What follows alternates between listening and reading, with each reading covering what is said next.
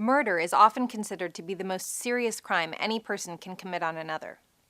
Although it is commonly defined differently in various legal jurisdictions, murder typically is committed when one person plans to kill another person and then actually carries out that plan to completion. Today, we're delving into the complex and often misunderstood world of criminal law, specifically focusing on the degrees of murder and manslaughter.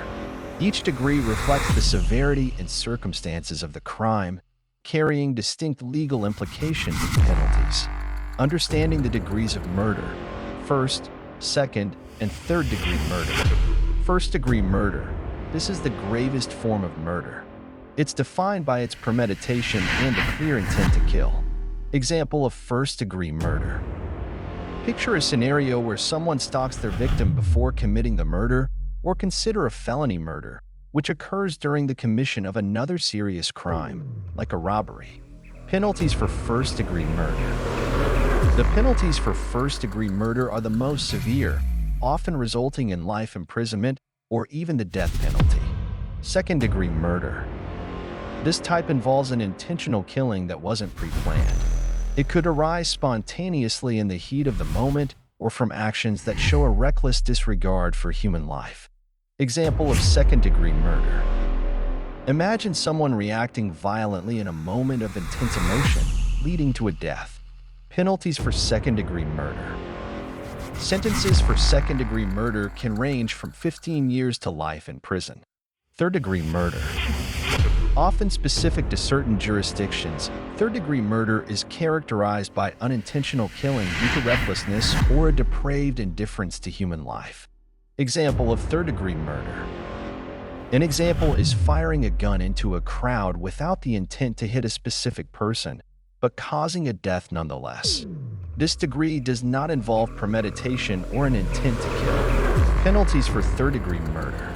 The sentencing for third-degree murder can vary significantly depending on the jurisdiction. In general, third-degree murder is considered less severe than first- or second-degree murder, but more serious than manslaughter. Here's a general overview.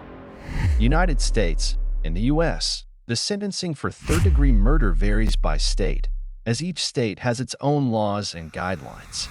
For example, in Pennsylvania, third-degree murder can carry a sentence of up to 20 to 40 years in prison, while in Florida, it can result in a sentence of up to 15 years.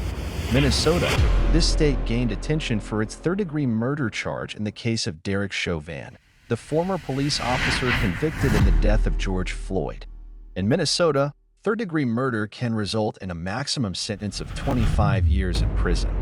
Factors influencing sentencing. The sentence for third-degree murder can be influenced by various factors, including the defendant's criminal history, the circumstances of the crime, and state-specific sentencing guidelines. It's important to note that legal definitions and penalties can differ significantly between jurisdictions. For the most accurate and specific information, it's advisable to consult legal resources or professionals within the particular state or country in question. The two types of manslaughter.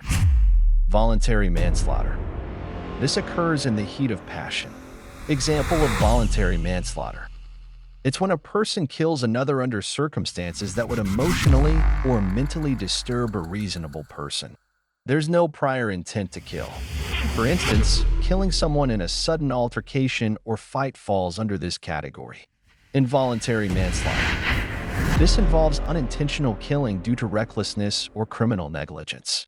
The perpetrator doesn't intend to cause death but engages in risky behavior that endangers human life. Example of involuntary manslaughter.